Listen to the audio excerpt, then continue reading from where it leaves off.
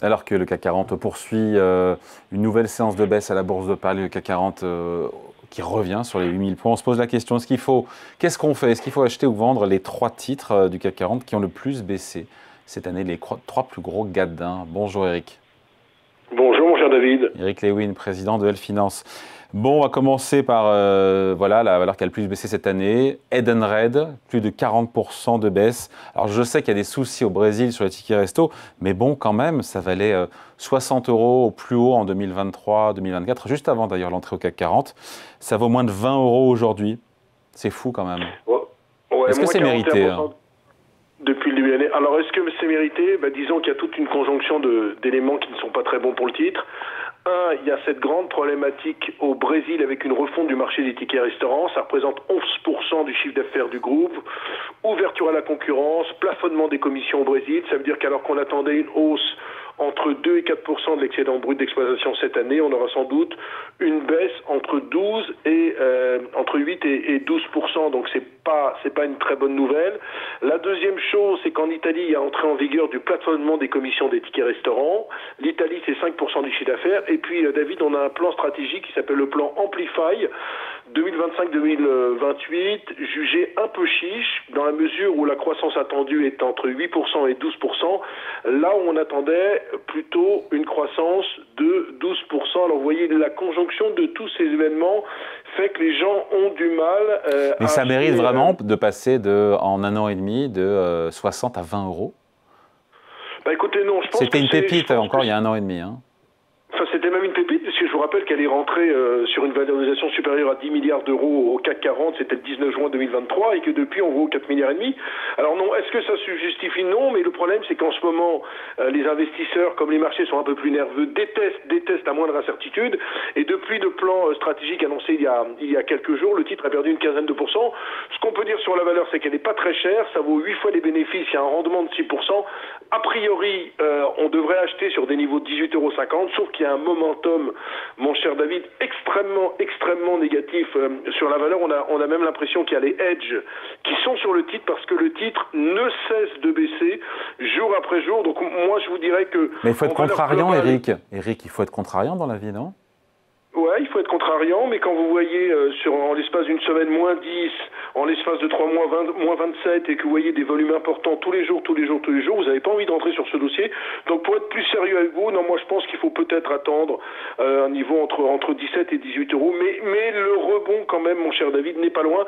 À mon avis, on aura un rebond technique. Après, il y a quand même la problématique. Brésil, Italie, on gagne moins d'argent. Ces deux pays, ça représente quasiment 20% du chiffre d'affaires. Donc prudence quand même sur ce dossier. Stellantis, une baisse de 32% depuis le début de l'année. Vous allez me dire, le marché automobile n'est pas porteur. Ok, d'accord, très bien. Mais quand même, là encore, ça valait 27 € début 2024. On est à 9 €. C'est une chute quand même qui paraît là encore en apparence excessive, en tout cas très violente. Ouais, mais regardez, et c'était une star, pareil, c'était une star il y a 2 ans, Stellantis. Ouais, et puis on louait Carlos Tavares pour sa gestion. Mais regardez, quand on regarde Stellantis, exercice 2024 exécrable, départ de Tavares. 2025, le premier semestre, très compliqué, perte nette de 2,3 milliards, marge opérationnelle courante de 0,7%, moins d'1% de rentabilité. Le T3, il est pas mal, ils annoncent plus 13% en termes de chiffre d'affaires, avec plus 4% pour les ventes de voitures, avec notamment une très belle séquence aux États-Unis, plus 35%. Mais que disent-ils? Eh bien, on va faire des nouvelles charges exceptionnelles au second semestre. La grande problématique, c'est qu'on attendait sur ce second semestre une marge opérationnelle courante entre 2 et 4%. C'est déjà pas beaucoup. Alors, s'il y a des charges exceptionnelles qu'on ne connaît pas encore, mais à mon avis, vous savez, Filosa est arrivé, il a peut-être envie de charger la barque pour pouvoir dire sur 2026, parce qu'il va présenter un nouveau plan stratégique au 1er septembre 2026, au 1er semestre 2026, pardon, il a envie de dire, Filosa, finalement, j'ai chargé la barque et j'ai un Stellantis en état de concourir. Donc, tous ces événements font que c'est pas génial. Alors, du côté des bonnes nouvelles, quand même, la part de marché aux États-Unis, elle est à 8,7%. On est au plus haut depuis 15 mois. Il y a toujours la problématique des véhicules thermiques en Europe. Vous savez qu'en 2035, théoriquement, c'est terminé les interdictions de véhicules thermiques, mais tout le monde gueule actuellement, notamment les constructeurs français. Donc il est bien évident que si on passait de 2035 par exemple à 2040, ça serait plutôt une bonne nouvelle pour les constructeurs. Donc il y a de quoi se satisfaire. Maintenant, quand vous regardez regardez Stellantis, les ratios de valorisation, c'est pas donné, ça vaut 14 fois 2025 et 7 fois 2026.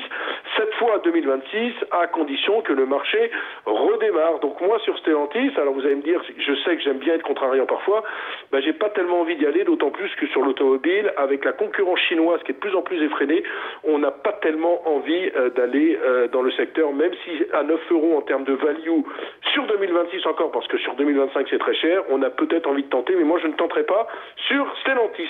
Et va-t-il tenter, Eric Lewin, sur Dassault Systèmes, 30% de baisse depuis le début de l'année, pas mal d'avertissements qui évidemment ont plombé le titre cette année, mais encore une fois, j'ai regardé les courbes, fin 2021, tout le monde s'arrachait à 50 € du Dassault Systèmes, aujourd'hui à 23 €, personne n'en veut. Cherchez l'erreur. Oui, je suis bullish sur Dassault Systèmes. Alors, plein d'investissements cette année, vous avez dit. Printemps, c'était sur la marge. En juillet, c'était sur un free cash flow qu'on attendait entre plus 6 et plus 8, qui va être stable. En octobre, sur les ventes, on attendait entre plus 6 et plus 8, on a simplement entre plus 4 et plus 6. Ce qu'il faut dire, c'est qu'ils souffrent dans une division qui s'appelle Medidata, c'est des sciences de la vie qui, depuis 2 ans, est dans une espèce de morosité. Ils ont fait moins 3%, notamment au 3e trimestre. Maintenant, il y a quand même, il faut quand même le dire, des arguments avec une rentabilité opérationnelle largement au-dessus des 30%. Alors c'est sûr qu'on était habitué avec Dassault Systèmes à une croissance organique de l'ordre de 10%. C'est sûr que là on a beaucoup moins puisqu'on aura entre 4 et 6, mais franchement, les ratios de valorisation, historiquement, on était sur un PER de entre 38 et 42. On est à 18. De 20. On est à 18, ouais, j'ai vu. Ouais, 18, entre 18 et 20. Et puis SAP, mon cher David, est sur un PER de 40. Donc moi, franchement, si on n'achète pas Dassault Systèmes aujourd'hui, qui est au plus bas depuis 5 ans, on n'achète jamais Dassault Systèmes. Donc oui, je suis acheteur sur Dassault Systèmes. En plus, moi, je trouve que tous ces débats sont complètement galvaudés sur l'intelligence artificielle, parce que, ok, peut-être pour des tout petits éditeurs de logiciels qui n'ont pas de force de frappe financière, qui n'ont pas de free cash flow important, peut-être que ça peut jouer. Je ne crois pas du tout dans le cas de Dassault Systèmes.